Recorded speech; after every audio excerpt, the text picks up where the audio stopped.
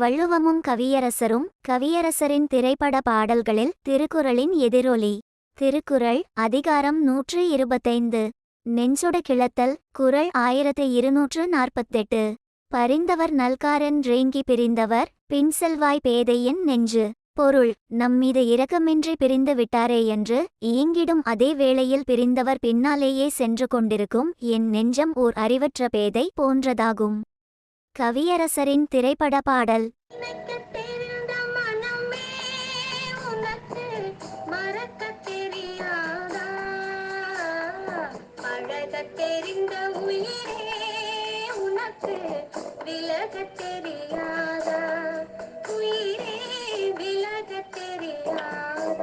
என தொடங்கும் ஆனந்த ஜோதி என்ற திரைப்படத்தில் பி. சுசிலா அவர்கள் பாடிய கவியரசரின் இப்பாடல் வரிகள் வள்ளுவரின் மேற்கண்ட குறளின் தாக்கம் தானோ.